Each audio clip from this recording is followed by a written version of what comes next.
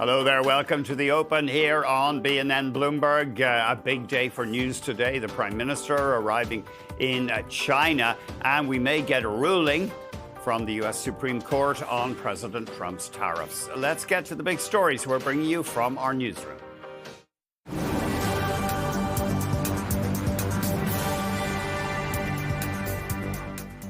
Citigroup's fourth quarter profit fell 13% after the global bank booked a $1.2 billion U.S. loss on selling its operations in Russia.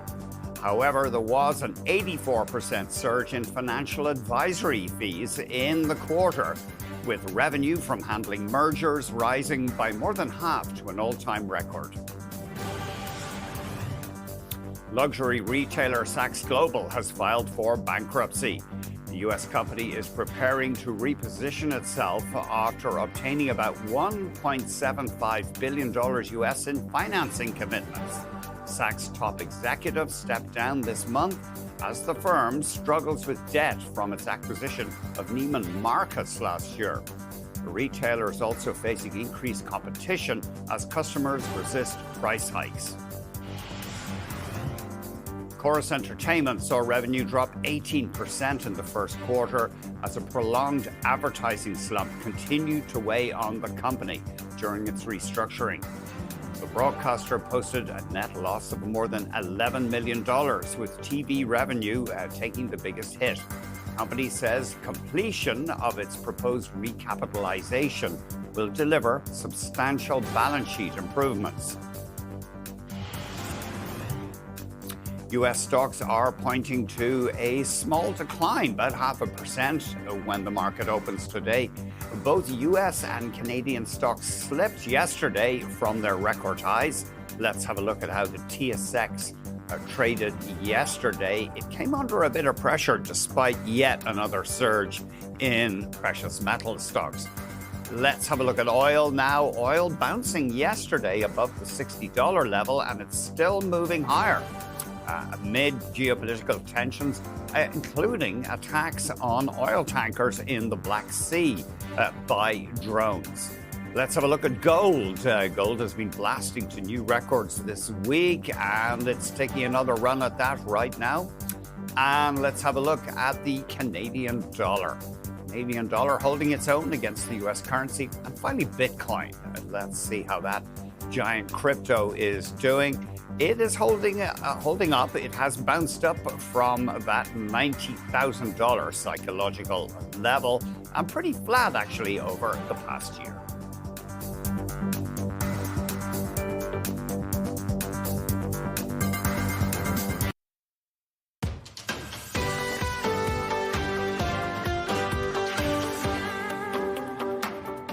Desjardins says Canadian assets, both stocks and bonds, are poised to outperform their U.S. counterparts, especially amid this unprecedented unpredictability from the Trump administration. Let's get more from Royce Mendez, Managing Director and Head of Macro Strategy at Desjardins. Royce, thanks very much indeed for joining us. Let's start off with the stock market, if you would. Toronto outperforming the U.S. last year and doing the same so far this year. Yeah, so this is not a new story for us. We've been saying this for some time, that the TSX looked poised to outperform U.S. stocks. And you did see that last year. What you saw was a big outperformance in Canadian stocks, a big outperformance, let's be serious, from a number of developed market economy stock markets versus the U.S. It was really the first year in some time that investors felt that they had other options. And now that we have that track record in the books, we feel like global investors are even more comfortable in 2026 reallocating some of their heavy weights in U.S. equities into other markets. And Canada just seems like a great place to put money to work. We have that AAA rated sovereign. We have a population that, yes, we have our differences, but is not as divided as a number of other countries around the world. We also have a very diversified economy. You talked about how precious metals have been supporting the stock market this year, but also energy prices moving higher on geopolitical tensions pushing our energy stocks higher. But we have great financials here, very stable financial system. A lot to like about the stock market. And then you just think about generally the environment that the U.S. is facing. A lot of uncertainty there. And you're seeing some of these institutional investors start to rethink how much exposure that they want to the U.S. and looking at Canada as a good place to place capital. Certainly, metals on fire. Maybe we can put up a 5-year chart for copper and aluminum. Aluminum, for example, this week hitting a 3-year high. Now, we don't have any publicly traded aluminum companies, but certainly across the metals complex, there's been an incredible rally. Well, precious metals you talked about earlier, I mean, they're being benefited by what's going on in the U.S. I mean, the Trump-Powell saga is far from over. It seems like it's firing up again.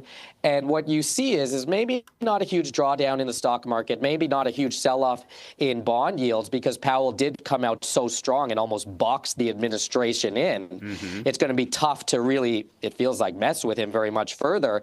But you do see precious metals continue to rise as global investors feel maybe a little bit more uncomfortable with what they have in the U.S. And you do see a little bit of volatility around the U.S. dollar. So I won't say that there's been no impact. And really, when you talk about central bank independence and central bank credibility, the impacts are more often than not felt over a very long time period. And so what the damage that is being done now may not show up in the stock market right away, but maybe when we look at the end of 2026, as I said, maybe you see a bunch of other developed market stock markets outperform the U.S. again. And one of the reasons is these questions about institutional independence south of the border.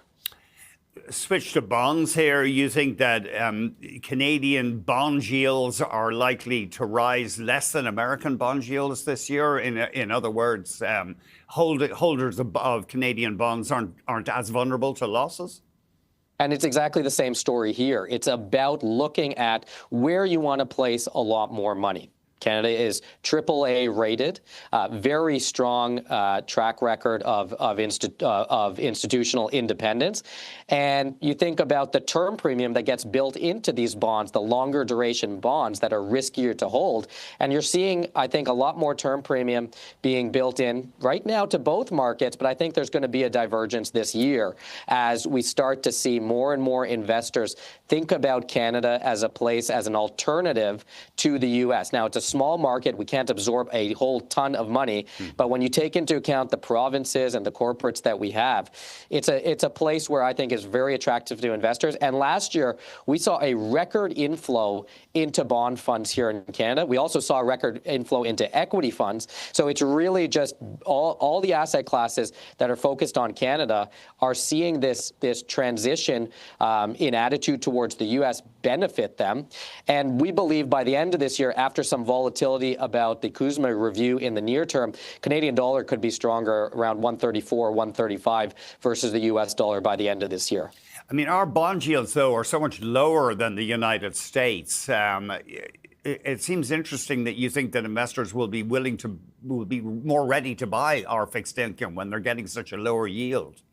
Well, I think back to a specific period, and it's the 2013 taper tantrum, when investors lost some confidence in what the U.S. was going to do. They felt a lot of uncertainty. And I think back to that time, and I think 2026 could be a repeat of that, where there's a lot of uncertainty about the U.S. Despite the fact that Canadian bond yields are lower, we could see this divergence play out. It's not a huge divergence, but it is certainly a divergence in the gap between longer-term U.S. bond yields and Canadian bond yields. Now, I think you said we'll see, you have a scenario where you see the Canadian dollar going to where it's 135 versus the US dollar, Rice. And so that would be a Canadian dollar of about 74 cents US.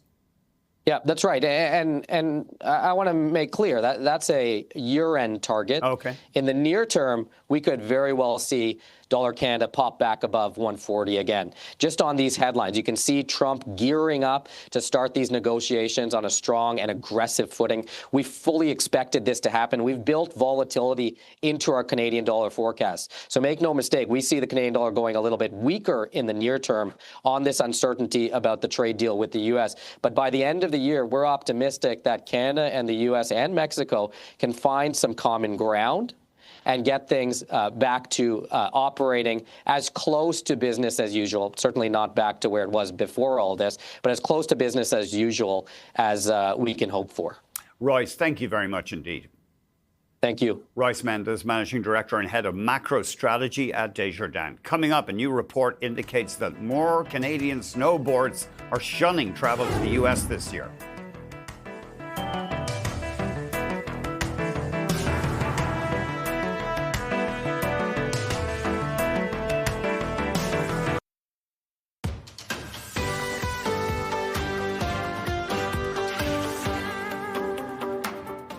A recent study says 15% of Canadian snowbirds are no longer wintering in the U.S. Let's get more from CTV's Scott Hurst. So this trend, I think it's been going on for a while, but more erstwhile travelers to the U.S. in the winter are actually shunning the United States. Why are they doing that?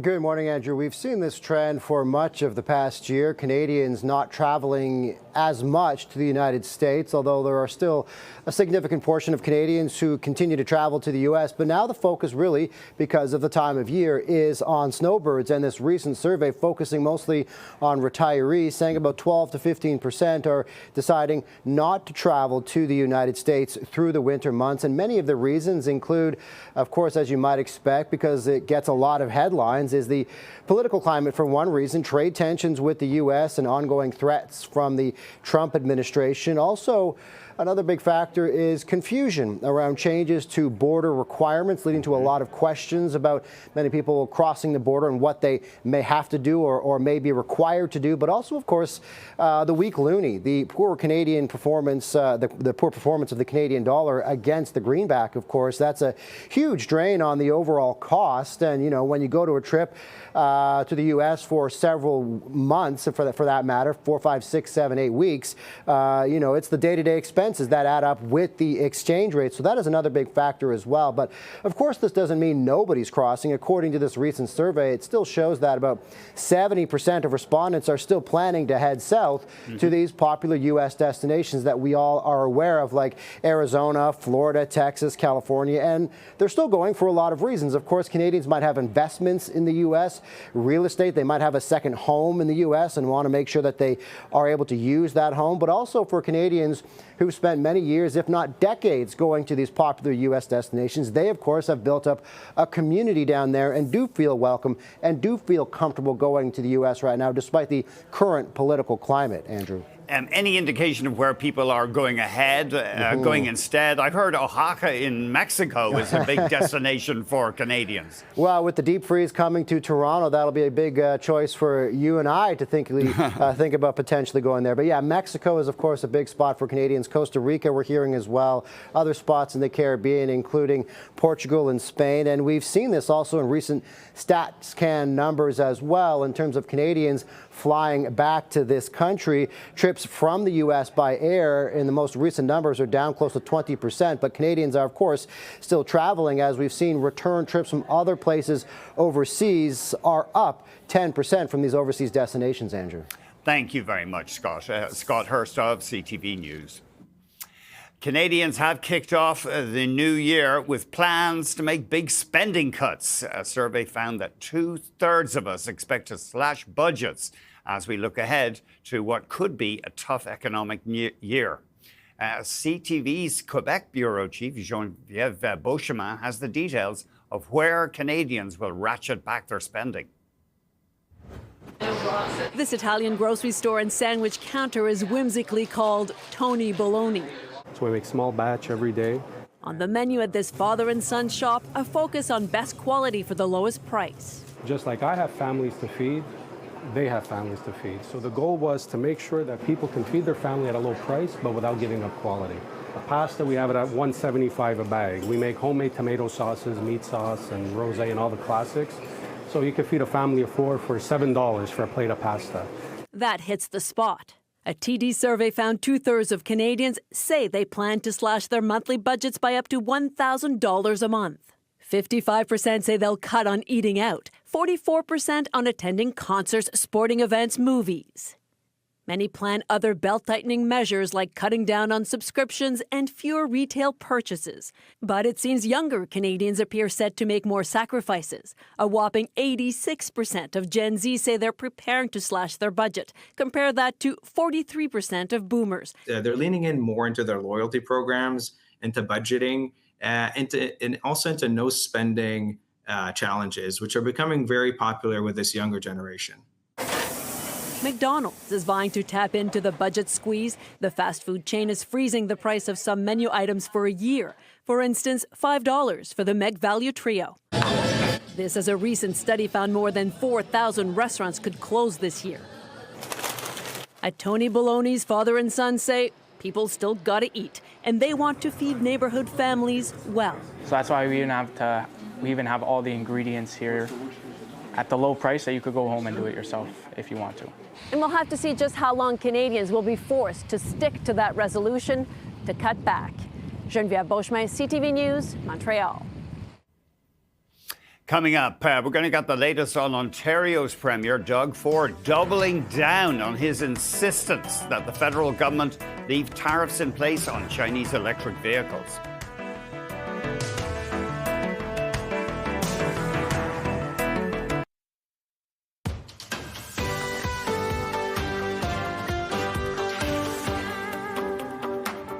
Automaking powerhouse Ontario does not want Chinese electric vehicles in the domestic market, and neither does U.S. President Donald Trump.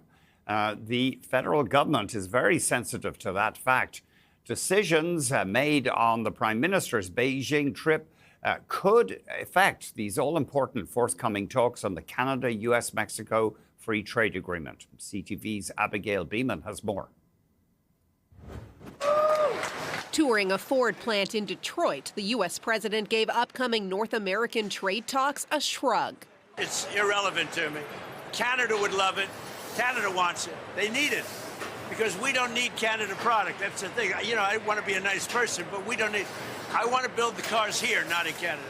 Donald Trump also doesn't want cheaper Chinese EVs. Thank you so much. Neither does Ontario's premier. Flanked by Michigan lawmakers, Doug Ford urged Mark Carney not to back down on Canada's 100% tariff on those vehicles during his trip to China. It would not be good for Ontario and Canada, and it sure the heck wouldn't be good for the U.S., and it wouldn't be good when it comes to negotiating with President Trump. Canadian government sources say to expect some progress on punishing canola tariffs, which China slapped on in retaliation for the EVs. We've lost over $1 billion Canada-wide. Frankly, just even for my farm, I'm just under $100,000 myself, and that really hurts. Saskatchewan's premier is joining for some Beijing meetings. Would you take Mo if you didn't expect some relief, some schedule of lower tariffs on canola? Probably not. But what EV concessions could be on the table from Canada?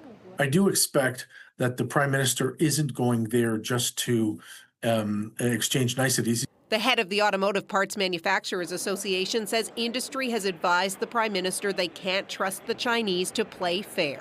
If Washington reacts to something we do in Beijing that makes permanent the barriers for Canadian sales into the U.S., there is nothing Beijing could offer us that could make up the difference. In a briefing ahead of the Prime Minister's trip, federal government sources spoke of addressing trade irritants on both sides systematically, but wouldn't share details on conversations around canola or EVs. Yesterday on Market Call, we were joined by Gordon Reid, President and CEO of Good Reid Investment Counsel. The topic, U.S. equities. His top picks were Meta, Morgan Stanley, and RTX. Today on the show, it's Bruce Campbell, President and Portfolio Manager at Stonecastle Investment Management. He's taking your questions on Canadian stocks. Okay, after the... Oh, no, I think we've time to do this now. Let's have a look at U.S. futures. They are under a little bit of pressure in early trading, and Canadian and U.S. stocks did slip yesterday. The U.S. banks are really coming out all guns blazing against this proposal by U.S. President Donald Trump that interest rates on credit cards should be capped for a year. Citi's chief financial officer says that, sure, we want to cooperate with the White House push to make cost of living easier to handle, the so-called affordability push, but says that a cap on credit cards would, quote, likely result in a significant slowdown in the economy. Interesting that that's really touched a nerve, that particular idea. An interest rate cap is not something that we would or could support, frankly. Interesting. Of course, corporate leaders in many cases have been silent about initiatives announced by U.S. President Donald Trump and the banks, making it clear that they would fight that particular idea. Let's have a look at Bank of America in the pre-market. We talked about it earlier. Stocks slipping a little bit. They were up earlier. There was net interest income in the fourth quarter that topped the average analyst estimate, but it looks like investors not thrilled right now. And let's have a look at Wells Fargo. The bank reported net interest income and revenue that was actually slightly below analyst estimates. So you can see that stock slipping a little bit. Another stock we will be watching when trading starts, Canada Nickel. They'd like to build a gigantic open pit nickel mine in Ontario. They have received lip service, certainly from the federal government. Look at the move yesterday in the stock. And now Ontario is fast-tracking the company's mine under its streamlined permitting review, known as One Project, One Process. And you can see that stock jumped yesterday. I'm not sure if it was on that particular news, but certainly the base metal and precious metal markets are red hot. Let's have a very quick look now at oil, because oil has been showing signs of strength over the past few sessions, despite concerns that the global market is glutted. Actually, we've seen oil hitting the highest since October. Still terrible decline over the past year. Investors are watching the violence in Iran, crackdown on protesters, and if any possible U.S. intervention. And of course, that could ultimately threaten Iran's crude production. There is a risk here that a fall off in oil flows from Iran will, in fact, tighten up the global market. And let's have a look at gold. And I'm just checking my old friend, the spot gold price here, to see if gold is in record territory once again. Yep, my screen is showing a record high for spot gold, 4,634. Let's have a quick look at the US dollar, because often when gold goes up, the US dollar is weak. And sure enough, thank you, control room, US dollar under pressure today. We have those opening bells next.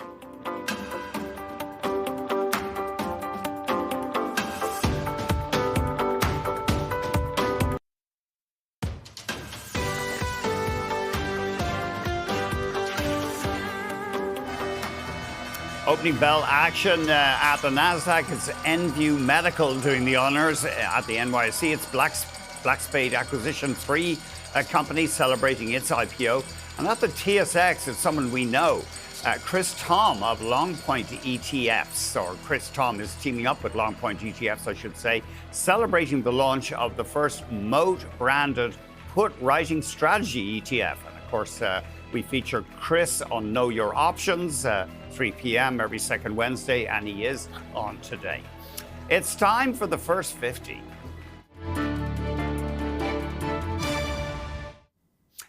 Thank you very much for tuning in to BNN Bloomberg. Today, let's check in on the equity markets, and the TSX is pushing higher in early trading. The U.S. markets under a little bit of pressure amid ongoing turmoil over President Trump's plan to try to drive down the cost of living for Americans. And the TSX now, it did hit a record high earlier. So it's now 32,942. Yep, sure enough, in record territory as we move deeper into January. And so obviously this explosion in metal prices has been lifting our market. Couple of stocks that are on our radar. Let's start off with West Fraser. The lumber giant is getting an upgrade at Raymond James to outperform. The analyst over there, Daryl Svetlashoff, arguing that it looks like 2025 was the bottom for the lumber industry. And we'll try to get Daryl to join us tomorrow on commodities. I mentioned this before the break. Canada Nickel, Ontario fast-tracking the approval process for its proposed gigantic mine in Ontario. Would be an open pit mine, unusual in the nickel industry, and that stock up another 4%. It's been going ballistic. And Nutrien getting an upgrade, and that stock rallying 4%. Morgan Stanley moving up its recommendation to overweight from equal weight, citing potash demand, saying that this reflects higher forecasts for potash prices. Let's get more on movers south of the border from Jeff Morgan, Deputy Team Leader for the Bloomberg News Equities team.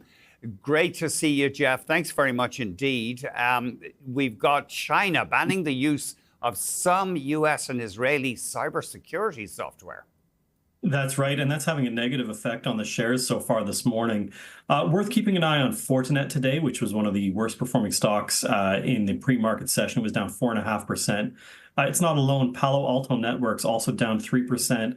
And a U.S.-listed Israeli company called Checkpoint Software Technologies also falling this morning.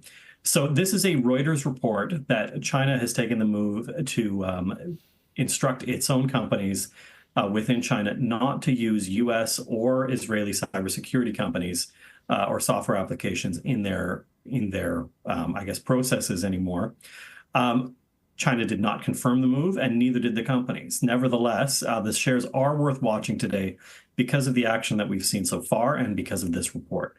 So whether we do get full confirmation is something we're going to be looking for over the course of the day. And also, we're going to be looking for potentially other shares to move as well.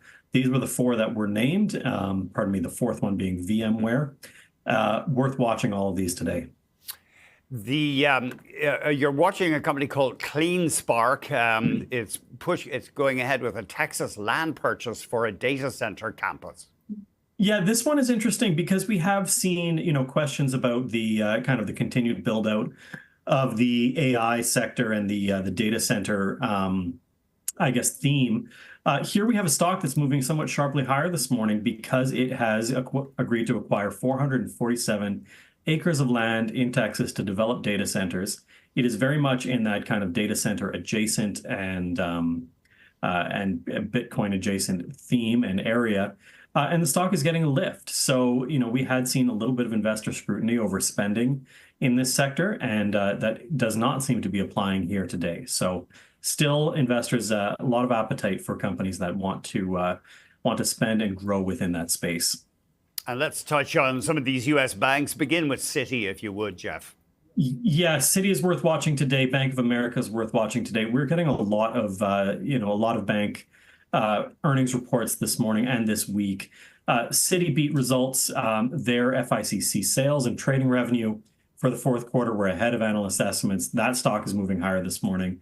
Bank of America, their net interest income beat, and that stock is moving higher this morning. The reason why this is all interesting is we have seen, kind of robust results from these banks. But more than that, they're worth watching this morning because we also have a little bit of pushback from the banks. We saw it from JP Morgan yesterday. We see it from Citi this morning, and it's worth watching. Wells Fargo reports after the close. Pushback specifically on this plan or this idea, I guess, by the Trump administration to cap credit card rates at 10%. We have now seen both Citi and JP Morgan push back on that. Whether this becomes a political football in this midterm election year is worth watching. And also, this is just kind of the kickoff to fourth quarter earnings season for the U.S. stock market, and it is seemingly opening with a bang. This Citi and B of A beating results so far this morning. Interesting that Citi arguing that this cap on credit card rates could hurt the entire economy. Amazing how credit cards are such an important source of lubrication, of cash flow for the entire economy. Yeah, and the credit card specific stocks have really been getting hammered this week. On Monday, Capital One, Synchrony Financial, Visa, MasterCard, they were all down.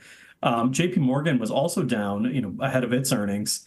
We forget that sometimes the credit card component of these banks, it makes up a fairly decent size of their earnings for the year. So definitely this entire space is worth watching, and we are still in that that heart of earnings season and bank earnings season to kick off the fourth quarter reporting period. Jeff, thank you very much indeed. Jeff Morgan of Thank Bloomberg. you. Coming up, following in the footsteps of Hudson's Bay, Saks Global is filing for bankruptcy. We'll have more when we come back.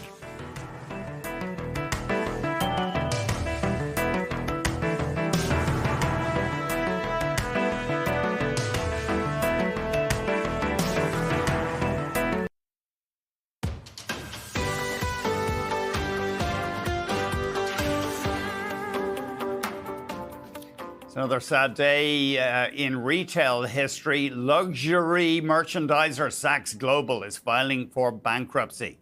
Our guest says brick and mortar retail has been under pressure for years, and department stores are going to have to radically evolve to keep up. Let's get more from Jack Manley, global market strategist at JP Morgan Asset Management. Great to see you, Jack. I guess the thing with department stores is you need to have a certain amount of magic. You can't always be selling at a discount to make money. That's exactly right, Andy. I mean, when I think about what's going on right now in the retail world, as you said, brick and mortar's been under a lot of pressure for quite some time, and its demise, let's call it what it is, was really accelerated by COVID, right? A lot of people staying at home, ordering online, a surge in e-commerce. People just don't really go to the store anymore to buy kind of everyday goods. You're not doing your back to school shopping at the mall any longer. That doesn't mean that retail's dead, though.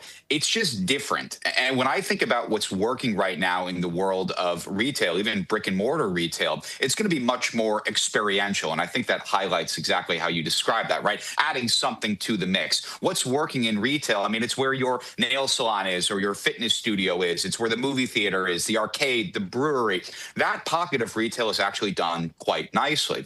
The other pocket of retail that's done quite well for quite some time has been the luxury side of things, because if you're going to be spending a lot of money on something, whatever it happens to be, a handbag, a watch, a suit, a car, generally speaking, you want to touch the thing, right? You want to see it in person. You want to be there and experience that good before you lay your cold, hard money down on the table and purchase the thing. But when you think about luxury retail, a lot of that is smaller. It's more intimate. It's more boutique-y. It's not a full city block 10 stories tall. And so we're seeing a lot of challenges with department stores. We've been seeing them in the U.S. and in Canada over the past several years. And I think, unfortunately, we're probably not going to see an end to this decline anytime soon. How are you treating energy stocks, in particular oil, right now, with concerns that America may get involved in some kind of pressure, even attacks on Iran?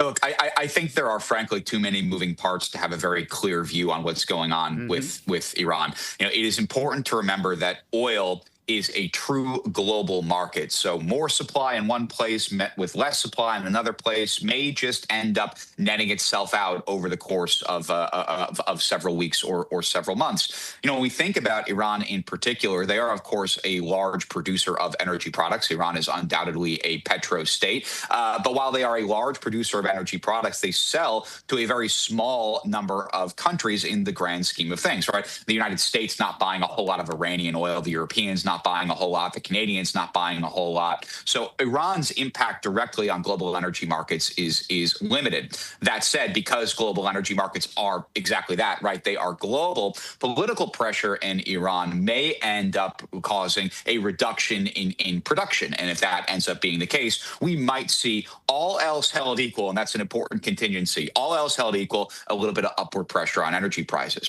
But Iran has broader influence on global energy markets because they also control the Strait of Hormuz, which is a major transit point for the bulk of the oil that is produced in the Gulf region. And if they were to, say, shut down access to the Strait of Hormuz in response to foreign intervention in the protests that are happening, that would have a much larger impact on global energy markets, would end up putting considerably more upward pressure on those prices. But if we take this out even further, and this is why things get really complicated, right? If we do end up ultimately seeing regime change in Iran, and maybe it looks a little bit something like what happened in Venezuela recently, maybe it happens in a different way, all of a sudden, all this energy that is produced in Iran starts to become accessible at a global level. Sanctions are dropped and now prices are falling, right? And that brings me right back to my initial comment, which is too many moving parts to have a very clear view. Stay tuned, I guess I'd say. Pay attention to it, but don't make any big bets right now based off of the headlines. What trend broadly do you see for stocks in 2026? And I know there's multiple factors there. It's a very broad question. You know, it's a good question, though. And look, it's the start of the year, so it's a great time to be having that conversation. I think a lot of the themes of 2025 are going to flow through into 2026 and carry us into another good year of equity market performance. But I do think those themes are going to be a bit dampened, a bit diminished relative to what we saw last year. Right? 2025 was a year where the rest of the world outside of the U.S. really seemed to wake up. Right? The TSX outperformed the S&P by its widest margin since 2009. In fact, most global markets outperformed the U.S., with the real notable exception of India, over the course of last year. I think there have been some really exciting structural changes that have happened in foreign markets, particularly in Europe and in Japan. That means that their longer-term earnings potential has permanently been rebased higher. I would not be surprised if we saw another good year of ex-U.S. equity performance. What I would be surprised, though, is to see another year of where companies outside of the U.S. or indices outside of the U.S. beat U.S. equity performance. I still fundamentally believe in U.S. equity exceptionalism. I still have an overweight to U.S. stocks within any sort of portfolio I may be looking at. I just think that overweight is a little bit smaller than it had been, let's say, 2, 3, 5, 10 years ago, when ex-U.S. markets were really dogs and not performing particularly well at all. The Mag 7 was a huge driver of the markets in early 2025, and that tailed off towards the end of the year. How are you playing the Mag 7 in general right now?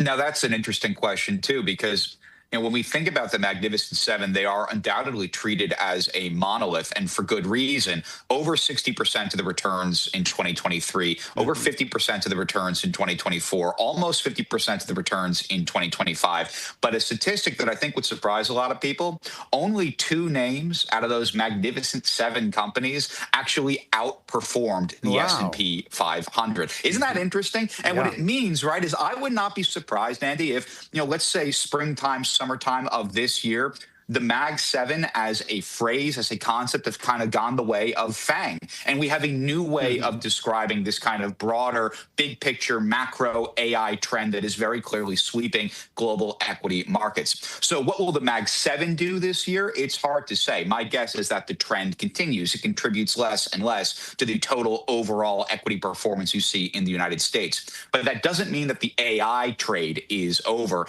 It's just broadening out. It's other names directly involved in that space. It's other names maybe indirectly involved in that space. A lot more attention being paid to the infrastructure behind artificial intelligence. Perhaps this could be a good year for utilities, materials, industrials, even certain pockets of real estate on the industrial side of things. This AI story is not going anywhere. It's just looking different than it had in the past few years.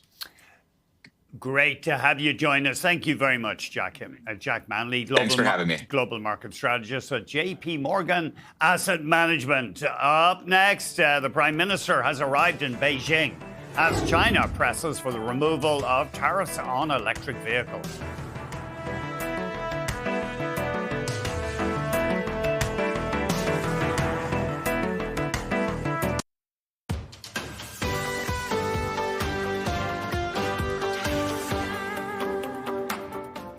Prime Minister's trip to China is the first visit to Beijing by a Canadian Prime Minister in almost a decade. He is set to meet with the Chinese leader, Xi Jinping this week. Let's get more on this trip to China. We're joined by CTV's Rachel Aiello. Rachel, thank you very much indeed. Just remind us, what does Mr. Carney hope to achieve here? Yeah, good morning, Andrew. So the Prime Minister's main objective in his visit to China is twofold. One, hoping to reset relations with China to some degree, and then trying to find some resolution on the trade front. Obviously, China has tariffs on Canadian canola, pork, and seafood, and Canada has a 100% tariff on Chinese EVs. Now, senior officials who were briefing reporters in advance of this trip, Andrew, were indicating there is a reasonable expectation that there will be some resolution on the trade irritants, but not a full lifting of tariffs. And then we heard from Foreign Affairs Minister Anita Anand when they touched down in Beijing this morning at evening their time, indicating that there are several other opportunities for ways for Canada and China to collaborate beyond trade. So we'll see what other potential memorandums of understanding or other investment agreements are able to be reached over the next few days. But in terms of the economic side of things, that's really where the Prime Minister is focusing his attention in these meetings, including that key one with Xi Jinping on Friday. And just give us an idea of any other sore points or touch points that will come up with the Chinese leader. Yeah, so obviously relations diplomatically between Canada and China have been tense for a number of years, largely tying back to the arrest of Huawei executive Meng Wanzhou and then what officials called China's arbitrary detention of the two Michaels. That all seeming to resolve to a certain degree in 2021, but since then there's been new focus on issues like foreign interference. So officials were indicating that the Prime Minister is in the habit of, when he's meeting with other world leaders, bringing up human rights concerns and consular issues. But I think given the Prime Minister's pragmatic approach, as it's been largely described, will be interesting to see if he takes the risk of raising more sensitive issues like foreign meddling, or if he's going to try to use this small window of time in China and that key face time to try to make progress on other files and not get into some of the other more sensitive touch points. Yeah, we know that no country likes being scolded on human rights publicly. And so, yeah, interesting that the Prime Minister may stay quiet on a lot of that stuff. Rachel, thank you very much indeed. Anytime. Rachel Aiello of CTV News. Up next, we are going to update you on the situation in Iran and look at how this uprising could have major consequences for energy markets.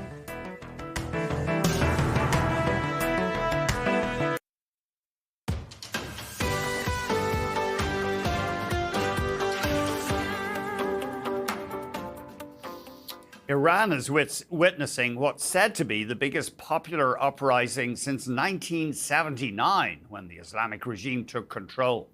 We're talking about widening unrest and a bloody government crackdown. It's destabilizing the country and possibly the region with potential consequences for energy markets. Bloomberg takes a closer look. What we're seeing in Iran right now is probably the biggest popular uprising against the Islamic Republic since the 1979 revolution. The protests this time are much more intense. These protests have huge significance both for the Islamic Republic as a regime, as a system of governance, but also in the region and in the wider world.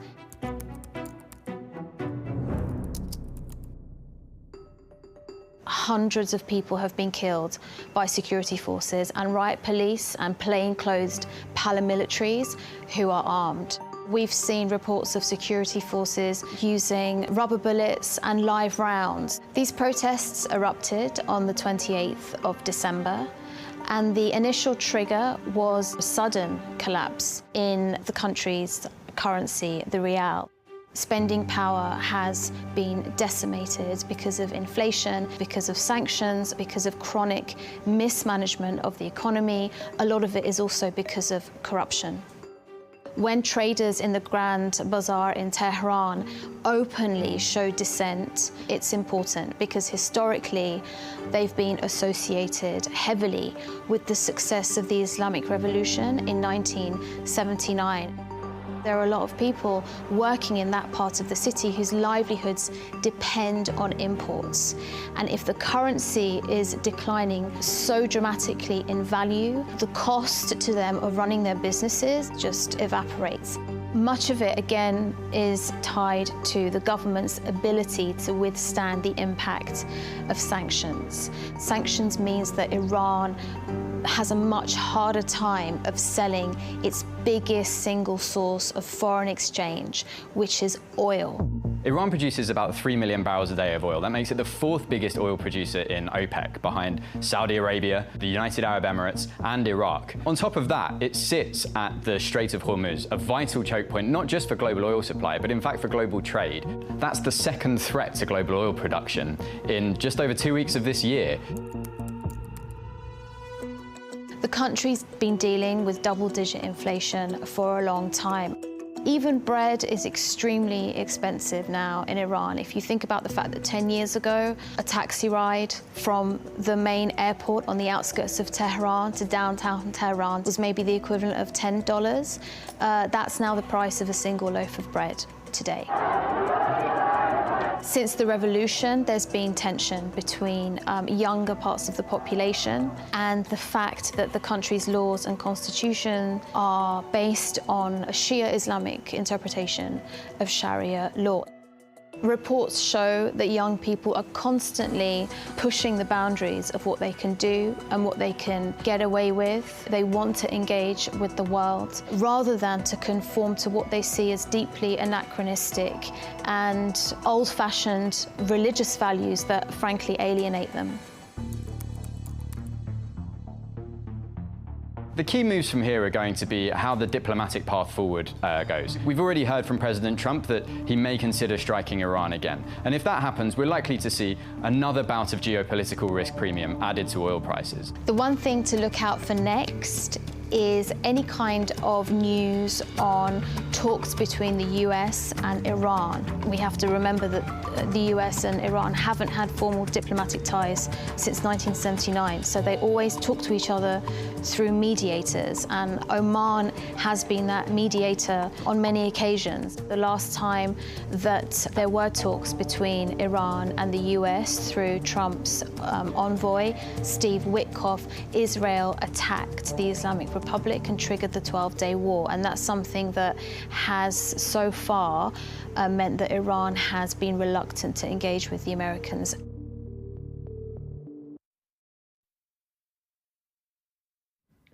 The Wall Street Journal has an interesting angle right now. It says that the collapse of a bank was one of the things that precipitated this latest unrest and instability. Apparently, a bank called Day Bank, which was run by cronies of the regime and had piled up nearly $5 billion US in losses on bad loans, went bust. The government papered it over, folded it into a state bank. But this apparently has become a catalyst here for the economic unraveling in Iran. And it's not the only bank that's linked to the regime that has piled up bad loans. So that's an interesting angle as well, and we'll pursue that this week. Up next, a bullish case on some US small caps. Stick with us.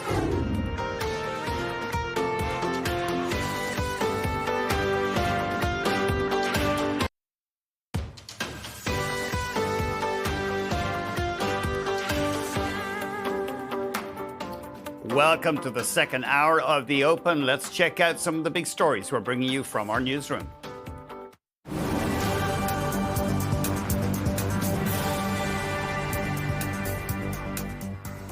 Broadcaster Chorus Entertainment saw revenue slide 18% in its most recent quarter as a prolonged advertising slump continued to weigh on the company.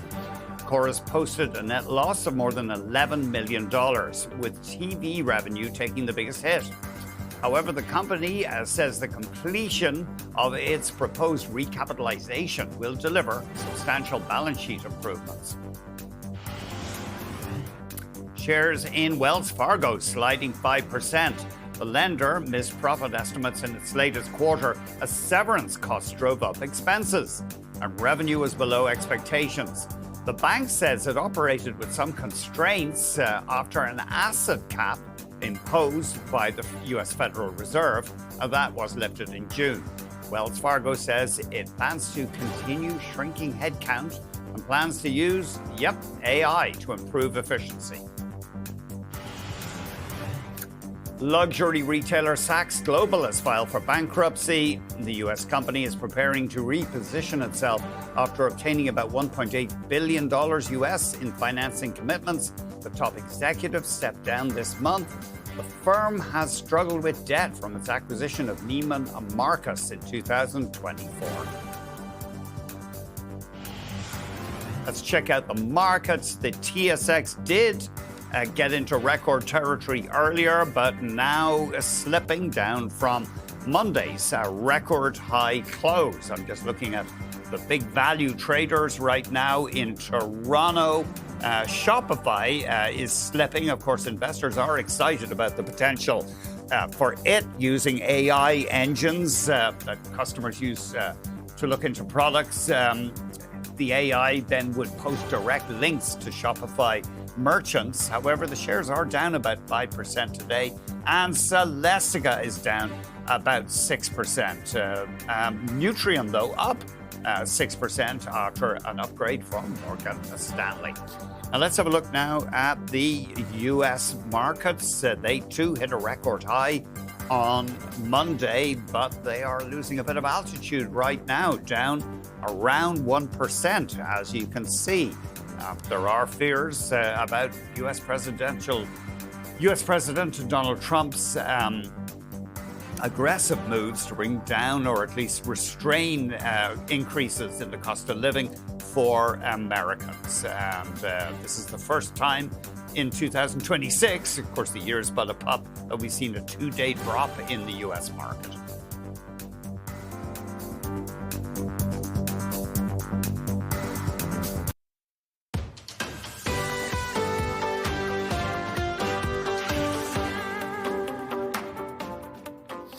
Our guest says that small caps have been outperforming large caps in the U.S. market, and he thinks that will continue in 2026.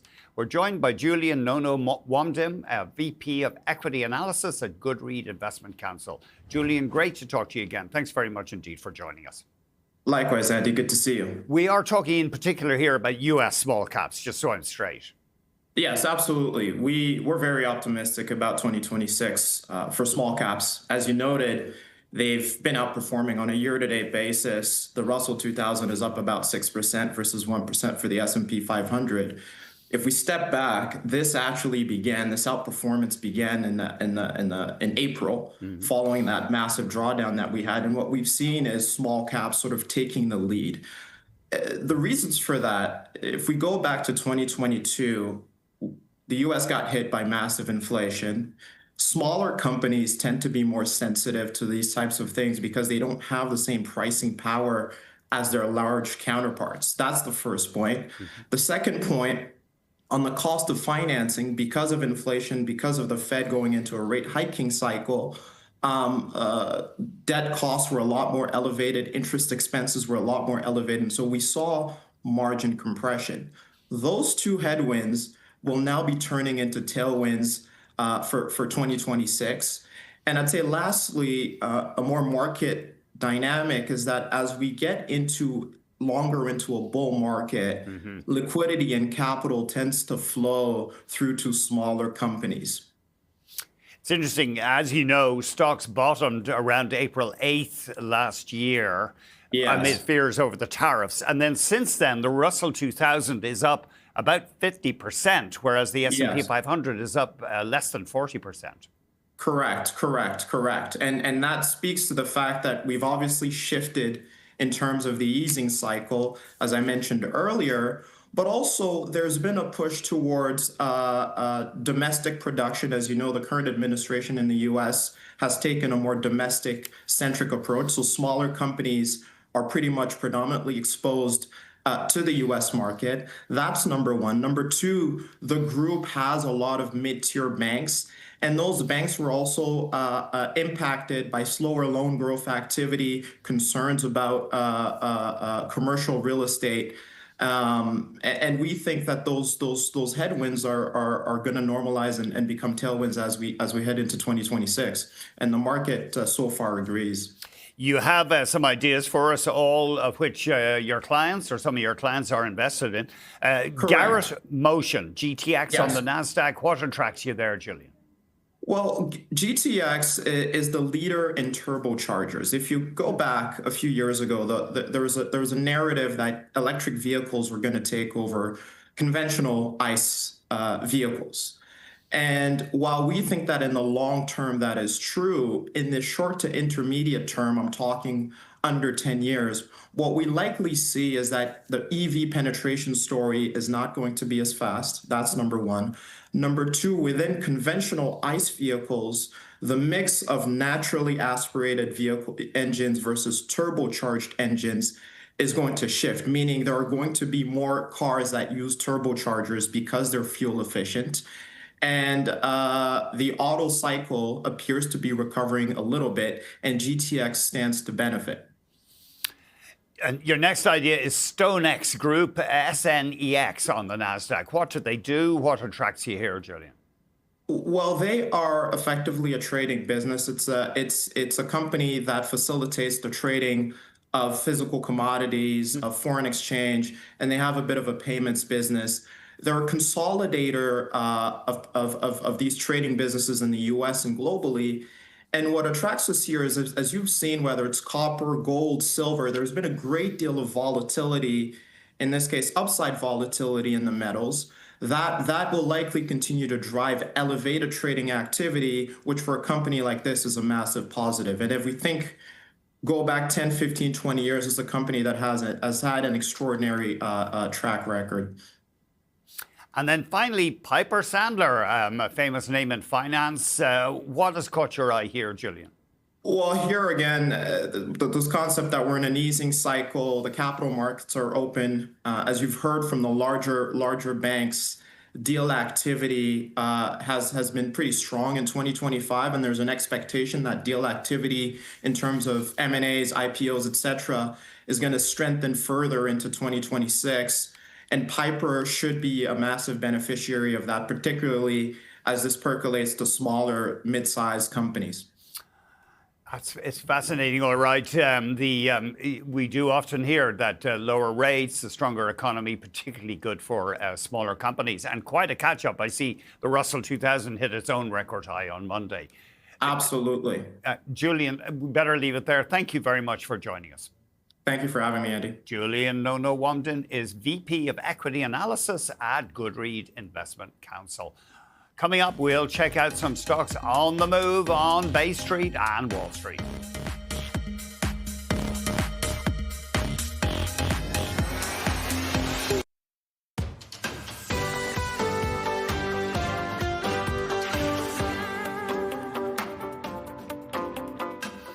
Okay, let's check out some stocks on the move in the US and Canadian markets. There's the TSX slipping today, down from Monday's record high close. However, we have seen strength in fertilizer stocks. Nutrien got an upgrade from Morgan Stanley.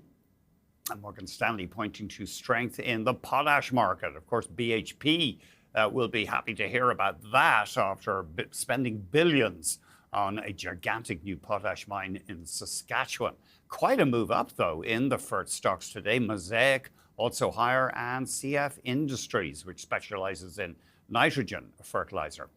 And West Fraser doing well. We touched on this at the open, getting an upgrade to outperform at Raymond James. Raymond James arguing that perhaps the worst was in for the lumber stocks last year. We had mill closings in BC, signs of weakness in U.S. housing, but certainly West Fraser up a little bit today, up 3%. Some stocks under pressure, Celestica down, and also Aritzia. I hadn't seen any bad news about Aritzia. Of course, that stock has been hitting record after record on optimism over its growth in the United States, and they may just have put a toe into the U.S. market in terms of the potential. I see why Aritzia may be under pressure. They have announced an offering of $200 million of shares by existing holders.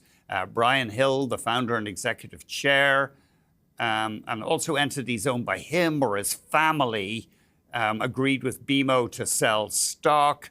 And the price that they're selling them at is $130. So $200 million worth of Aritzia shares coming on the market. That's probably what's depressing that name today. Do we have time to have a quick look at Bank of America and Wells Fargo? The market not thrilled with the numbers from Wells Fargo. Initially, we did see those shares going down, and Bank of America under pressure as well. Coming up, we are going to zero in on the ETF market.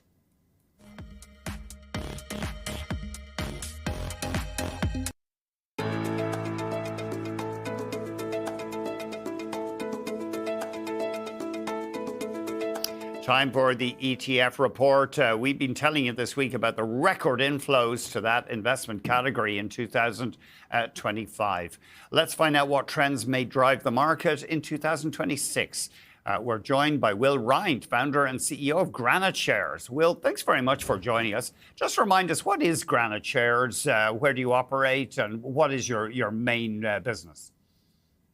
Absolutely. Well, thank you for having me, Andrew. Granite Shares is an ETF issuer, which means that we create ETFs ourselves, we issue them, and investors can trade in these underlying ETFs. And we have all sorts of different strategies, but we operate worldwide out of the US, headquartered in New York.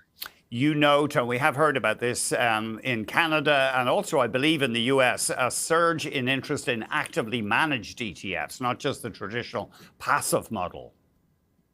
That's right. Yes. So actively managed ETFs are growing really quickly, record inflows last year. And it's perhaps a little bit of a twist on what people might perceive as being actively managed. In other words, it's not necessarily the star fund manager picking stocks anymore. Active ETFs is much more nomenclature for flexibility.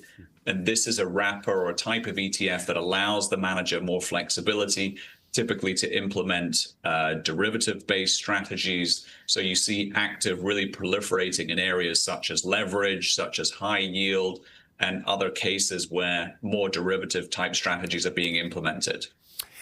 You have some products. I know you'll be delighted to discuss them. Why not? You have one called PLTM, the Granite Shares Platinum ETF. Now, this, I believe, just tracks the spot price of platinum.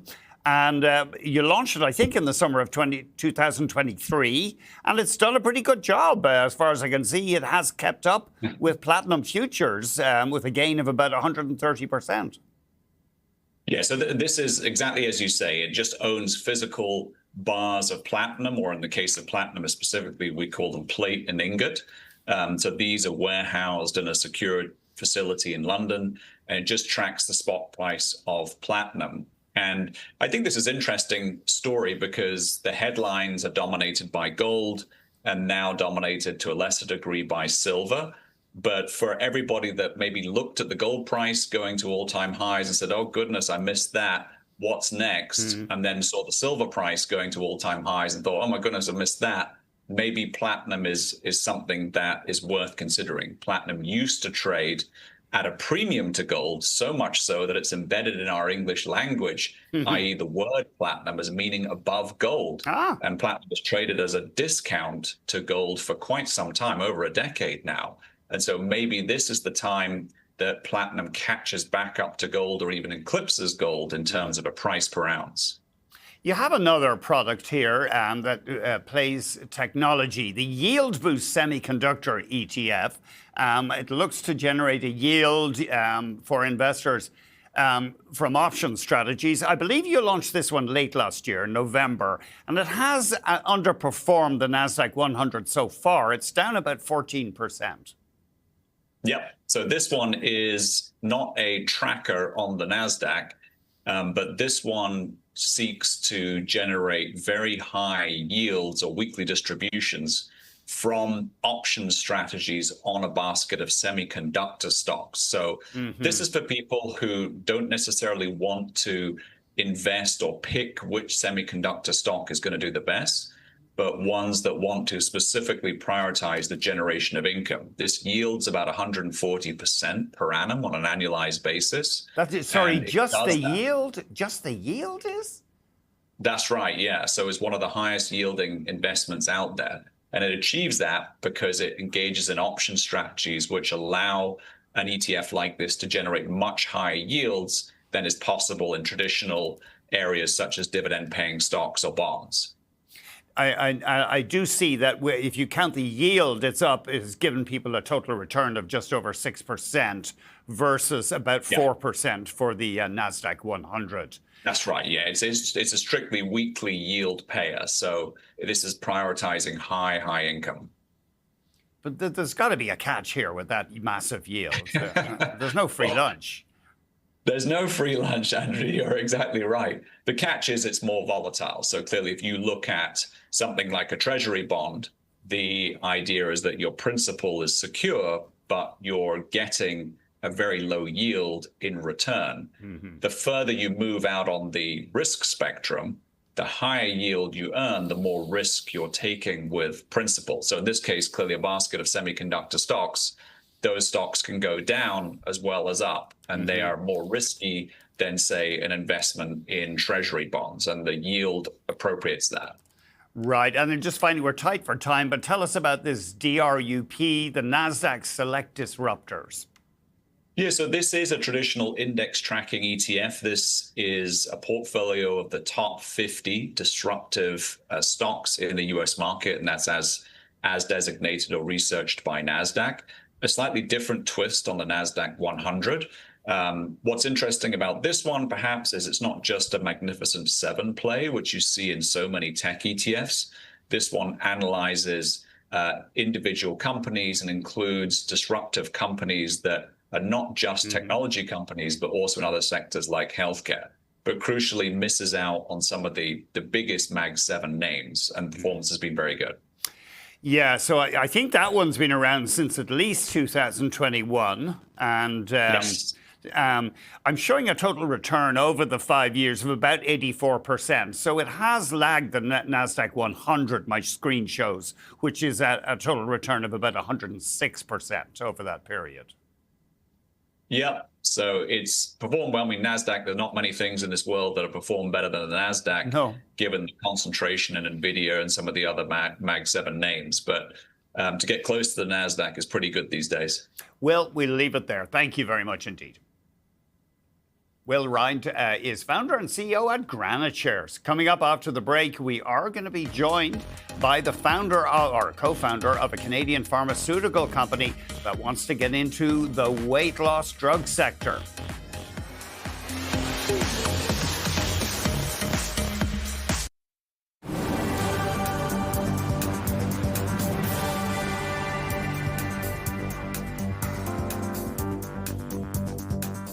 Chorus Entertainment saw revenue drop 18% in its latest quarter as a prolonged advertising slump continued to weigh on the broadcaster. Chorus posted a net loss of more than $11 million, with TV revenue taking the biggest hit. However, the media company says completion of its proposed recapitalization will deliver substantial balance sheet improvements. Bank of America shares are under pressure today. Fourth quarter net interest income topped estimates, and revenue from equity trading rose 23%. But investors seem to be focusing on expenses. Some analysts say the bank's expectation for net income to grow up to 7% for the full year suggests expenses will be higher than expected. And BP expects to take a hit of up to $5 billion US in the fourth quarter, mainly due to impairments in its low-carbon energy unit. The oil major has cut its annual spending on energy transition businesses. About a year ago, those cuts were put in place. BP is redirecting spending to oil and gas to boost returns under its new leadership. The British company also warned that weaker oil trading and falling prices will weigh on fourth quarter earnings. casting a bit of pressure on North American markets right now. The Nasdaq in particular down about 1%, and the S&P 500 and the TSX down from Monday's record high close. Well, let's get more on a Canadian company that wants to be a player in the weight loss drug. Our guest is a former Novo Nordisk executive in Canada and internationally on the financial side, who is now a co-founder of a Canadian weight loss drugs company. We're joined by Faris Smith, co-founder and president of Vimy Pharmaceuticals. Faris, thank you very much indeed for joining us. Thank you, Andy. It's great to be here with you. We talked to Dave Souchon, your partner, just a while ago. Just remind us what Vimy plans to do, please. Well, Vimy Pharma is a Canadian company exclusively focused on semaglutide in Canada. So we have researched and developed a semaglutide product, and we'll be filing with Health Canada shortly, and we expect to get approval later this year and launch the drug here in Canada for Canadians, and only then will we look to export. And is this a generic version of Wegovy or Ozempic? It is a generic version, and as you may know, there are multiple submissions that are being reviewed by Health Canada. None have been approved yet. Right. Give us an idea on pricing. I mean, when these generics, your generic and others, come on the market, will they be half the price of the branded product, or can you give us a ballpark? We're expecting that eventually there will be multiple generics on the market, and there's a tiered pricing framework that's been agreed upon between the Pan-Canadian Pharmaceutical Association, known as the PCPA, which is it's a collection of the provinces that negotiate with pharmaceutical companies, and that agreement was made between the PCPA and the Generic Association. And that tiered pricing framework calls for a price level of around 35% of the branded level once there are 3 or more generics on the market. That is quite a reduction. One question occurs to me, and I'm not sure if this has been on your radar. Are corporate benefit plans paying people for these weight loss drugs? Well, insurance companies have been covering Ozempic since it was launched. Some have higher coverages than others, but I think Ozempic has enjoyed a pretty good coverage from the outset because of the merits that the product delivers to patients. It reduces blood sugar significantly. It also leads to weight loss, which is why the long-term studies that have come out recently have made it into the label showing reduced risk of cardiovascular disease, also mitigation of chronic kidney disease. So your business model is, I think you're not going to build your own factories. I think it's a common model in the pharma industry. You're going to have somebody else make it for you. That's correct. We've partnered with a number of great companies, including Dalton Pharma here in Ontario, to develop our semaglutide. And we have a team that, by design, we have put together a regulatory and manufacturing team with deep Canadian experience, because we know that Health Canada has stringent requirements when they're reviewing a generic product like a generic semaglutide. So we have a deep bench with people that have multiple decades of experience here in Canada, also Health Canada experience itself. And is the drug injected still? There isn't a widespread version that's for oral use? So there's injectable semaglutide. There's also a pill version that's been approved here in Canada called Rybelsus, and that's been available in the market for a few years. You may have read in the news that Wegovy in a pill was recently approved in the U.S. So that's been in the headlines recently. But the injectable semaglutide market here in Canada is enormous already. It's a $3.5 billion market. Chris Hannay from the Globe and Mail recently published an article saying that the first 9 months of combined Ozempic and Wegovy sales was, I believe, around 2.5, 2.6 billion. So you annualize that, you get to about 3.5 for the year. And this is a category that's growing at 20% per year before generics are even in the mix. And you may recall that there are about 7 to 8 million Canadians that are not using semaglutide with obesity. So, there's a 33% incidence of obesity here in the Canadian adult population. So although there are over 1 million people benefiting from this product, there are 7 or 8 times more than that could benefit from a generic semaglutide. So that's what we're really excited about at Vimy Pharma, producing a high quality, made in Canada, developed in Canada semaglutide that we can make more widely available and allow more people to benefit from this fantastic product. What will your competitive advantage be, though, versus other generic manufacturers? Well, we have deep experience in this space. As you mentioned, my co-founder, Dave Suchan, and I have worked in this space for many, many years. And we have deep relationships in this space. And, we're producing a very high quality product, which we expect will be approved by Health Canada later this year. There's a big need for the product, and we're going to make sure that that's widely available. Our production partners are based here in Canada as well. And at a time, when Prime Minister Carney has recently rolled out a Buy Canada policy, we think that there are multiple compelling benefits besides the health benefit that Vimy Pharma's product brings. All of the economic value will stay here in Canada in the form of taxation, but also in the form of job creation and the multiplier effect that job creation brings. Is there a prospect of you exporting the medication outside Canada? There is. Our priority right now is to make the product here in Canada, to get it approved in Canada, and make it available to as many Canadians that would like to benefit from it. There's been a huge demand. There have been shortages in the past, as you may recall. So we want to make sure that we have more than enough supply here for Canada first, and then we'll look to export. And we do have partners out there that are excited about exporting this wonderful product from Canada. Can you remind me, I believe I've read that women are the main user group for these drugs. Is that the case? I don't think it's gender specific. Unfortunately, obesity impacts quite a number of adult Canadians, and both men and women, benefit. Fascinating stuff. This medication has just, in some ways, has revolutionized the pharma industry. It really is. And if you think about all of the consequential diseases that occur, post-obesity or concurrently with obesity, cardiovascular disease, chronic kidney disease, liver complications, and there's many other complications that are being investigated with GLP-1s, not only semaglutide. Yeah. So, and in a country like Canada where we have a publicly funded healthcare system, mitigating those future complications is quite valuable, to the government that pays for that public healthcare system and society at large. We'd better leave it there. Fascinating story, and thank you very much for the update. Thank you.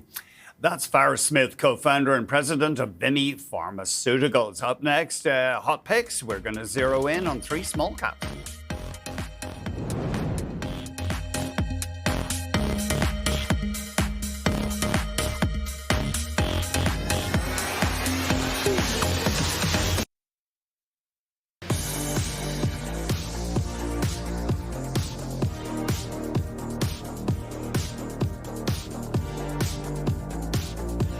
Just before we get to hot picks, we are getting a breaking story. The Supreme Court in the U.S. has not ruled on that challenge to the president's tariffs. And apparently we now have to wait until at least next week to learn whether the court is going to strike down his signature economic policy. The court due to rule on the legality of tariffs he imposed on an emergency basis. And there's the S&P. Not much of a reaction in the broad market. Bloomberg, though, saying that some companies that are seen as potential winners if the Supreme Court goes against the tariffs have now dropped. We saw Lululemon down about 2% apparently at one point. The broad market is down. Mattel and Hasbro also down briefly in trading today because those 3 companies would be big winners if the tariffs were knocked down because they're big importers. Let's get to hot picks. Small caps are the topic. Our guest says concentration in large cap areas of the market is setting up an opportunity for investors who go in for disciplined stock picking in small and mid cap companies. We're joined by Sejan Bedi, VP and Portfolio Manager at Canoe Financial. Sejan, thanks very much.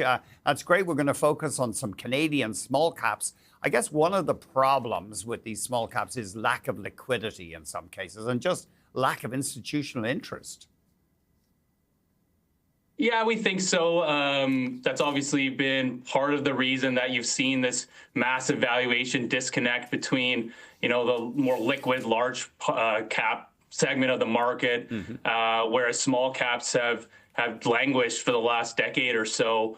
But we think we're getting to the point where the valuation gap is just so extreme between the large cap areas of the market and small cap, which we present as more of an opportunity from these levels. So we're excited about the opportunities that we're seeing in the portfolios today. Let's start off with Richelieu Hardware, RCH. What attracts you here?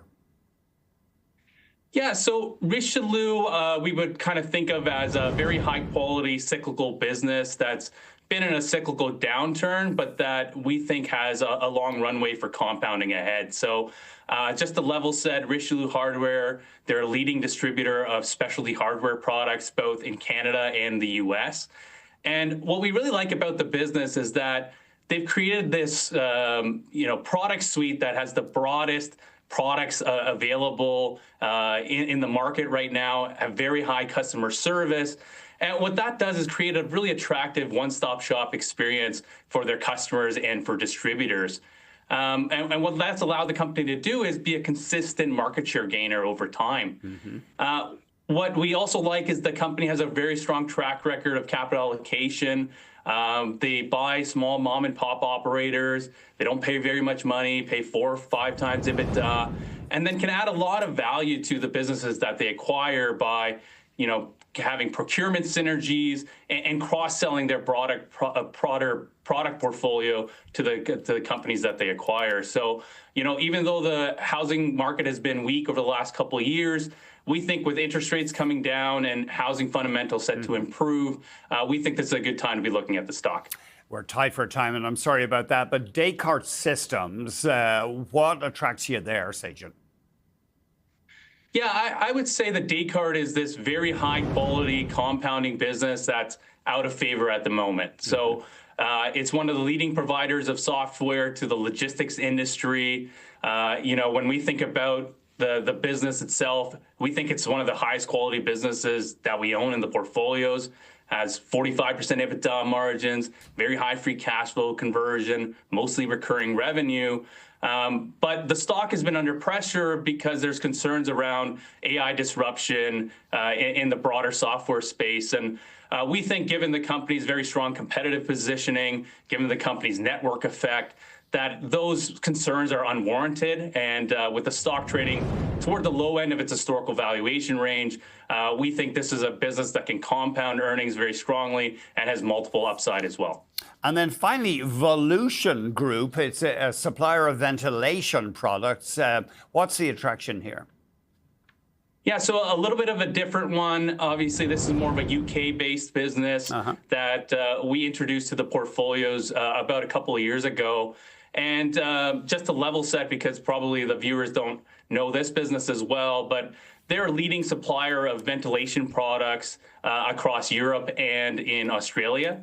And so you can think of their products as, fans or exhaust units that would go into a home or an apartment that make the home or apartment very energy efficient. So we think the company benefits from a secular theme of increasing energy efficiency standards within homes, and also has a consolidation runway that the company has executed very, very well on. So the stock has performed well over the last couple of years, but when we think of its valuation relative to other very high quality industrial businesses that we look at, we think the discount is unwarranted. So this is a name that we continue to like as well. Sajid, thank you very much indeed for joining us. Thank you so much. Sajid Bedi, VP and Portfolio Manager at Canoe Financial. Coming up, is it too late to buy gold and other metals after this record rally? We'll have more from a metal market observer following the break.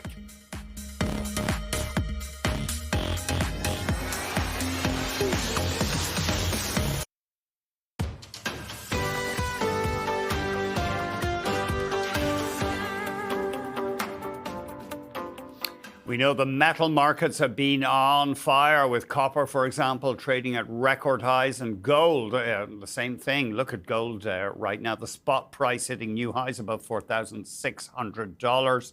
Part of this is disenchantment among some investors with U.S. institutions as the Trump administration steps up pressure on the Fed boss, Jay Powell. Let's get more from David McElvaney, Portfolio Manager and CEO at McElvaney Financial Companies. David, thanks very much indeed. Start off with gold. Do you see more upside here?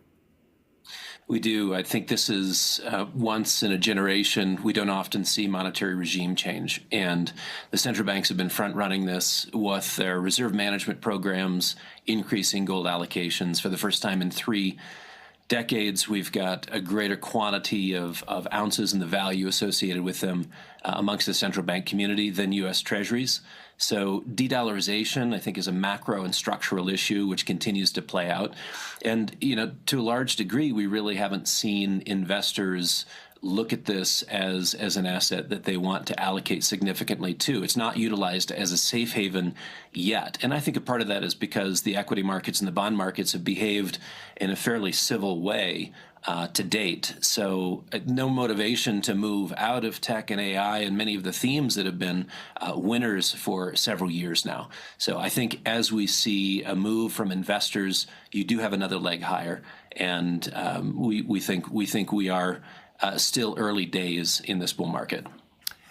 What about silver? Are you in the case that silver may offer even more promise because of its industrial use? Certainly it has been outpacing gold. Yeah, I think this is also a very unique setup, a 5-year-old supply deficit, catalyzing a very rare price adjustment. And, the first stop is 100. I think we see significantly higher prices beyond that, 230 to 250 over a 3-year time frame. And it is a combination of investor demand and industrial demand. It's one of the things that gold does not benefit from, which is a significant industrial use. Certainly, you've got jewelry demand on the gold side. But for industrial demand, solar has been very significant. The Samsung solid-state batteries, which are going to be online within 12 to 18 months in replacing the old technology in electric vehicles, requires 1 kilo of silver per battery. That, I think, is going to be another compelling demand source. And so I think we are looking at, $50 an ounce, basically having been a threshold for 50 years, and we're breaking out into a new price regime. This is a generational repricing, and again, it's being driven by a combination of industrial demand and investor demand as well. What about copper? What is it? Simply just mine disruptions and data center build out, yada yada, that's been lifting copper? Yeah, I think that certainly is a part of it. We see to meet the kind of industrial usage, or should I say the electrification goals, we would have to increase mine production by 5 times, which is not particularly realistic when you look at the producers today.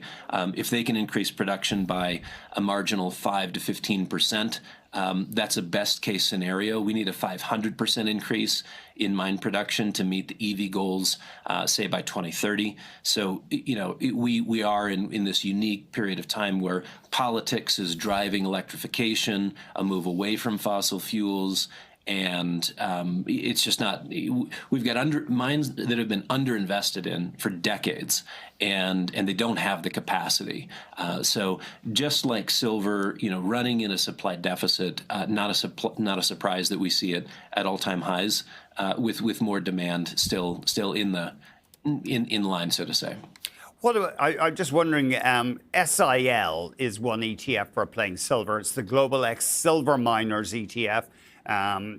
Wheaton Precious, apparently the biggest holding, latest I've seen. Is that a reasonable way to play silver?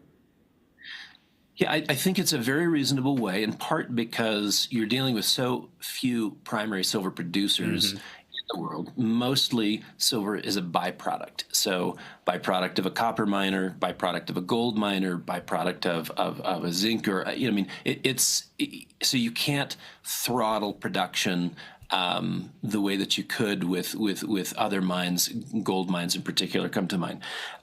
So yeah, I think SIL gives you good broad diversification across all names, and it's a mix of the heavy hitters like Wheaton, an incredible business model, along with some of the producers, and so yeah, I think if we assume $150, $200 silver prices, these are companies that are making. It's an embarrassment of riches, frankly. Yeah, it's really incredible. Wheaton is Wheaton Precious Metals biggest holding at about 22%, and then Pan American Silver at about 12%. David, always great to hear from you. Thank you very much. Happy to be with you again. David McElvany, Portfolio Manager and CEO of McElvany Financial Companies.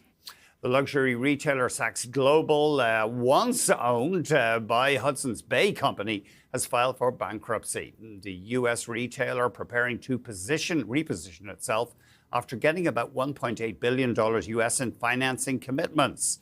We are joined by Bloomberg's Reshmi Basu. Thank you very much indeed for joining us. Thanks for having me. Could you remind us, how did Saks Global get to this position? So Saks and Neiman Marcus merged in late 2024 in a deal worth $2.7 billion. And as part of that deal, lenders provided about $2.2 billion in new money to help fund the combination. But what we saw since that merger is that the company's sales had lagged, and it was not really able to capture the synergies from bringing two iconic names together. And on top of that, the company was slow paying its vendors, and which eventually meant that they didn't have the inventory needed to be able to turn around operations. And I suppose the department store business, not what it was. It used to be, well, I remember you'd need a blender or something or a nice new coat. You would go there automatically. But a lot of that stuff people buy on Amazon, for example, now. Right. It's definitely being impacted by other luxury e-commerce chains. And also, the company just kind of, post its merger, the company ate up so much of its liquidity. In the summertime, it needed another $600 million of new money, and they ate that up pretty fast. What are the implications for the bond markets here, the credit markets? So this is, a big loss for a lot of creditors who had first done the deal back in late 2024. And then for those holders, again, their losses were compounded because they provided the $600 million of new money, and that vanished pretty quickly. So we just saw one of the biggest falls, such a rapid decline in bond values. Interesting. I mean, it does seem sad, doesn't it? A famous retailer like this, a legend in fashion, just getting into this state. Right. It's a story that we've seen so many times, right? Just given the current retail landscape, we've just seen so many retailers really hurt and filing for bankruptcy. So in the case of Saks, they're going to try to reorganize. But one thing that was interesting was the company came in with a bankruptcy loan, but does not have kind of restructuring support agreement in place, which would tell us what the company would look like post emergence from Chapter 11. So there's still a lot to be done. Thank you very much indeed for joining us, Reshmi. Thank you. Bloomberg's Reshmi Basu. Okay, let's check out the markets because we're almost out of time on the open. We have seen some selling in North America today. Just a reminder that the U.S. Supreme Court decision on the legality of President Trump's tariffs imposed on an emergency basis, we won't get that ruling now until at least next week.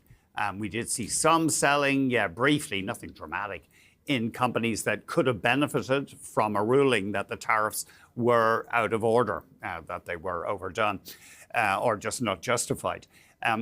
So there's the TSX down from the record highs on Monday. Just looking at some of the stocks on the move in Toronto, we're still seeing some pressure on big tech-related names. Celestica down more than $24 for a decline of more than 5%. We've also seen Shopify dropping, that's interesting, about 7%. Now, I haven't seen, just let me check if I've missed anything on Shopify. That stock's had a pretty good run, up almost 50% in the past 50%. I can't see anything. The Logic reporting 2 days ago that Shopify has in fact been scaling back employee perks and benefits as it works to trim costs. Current and former employees telling the Logic. Anyway, that wraps up this edition of The Open. Morning Markets is up next.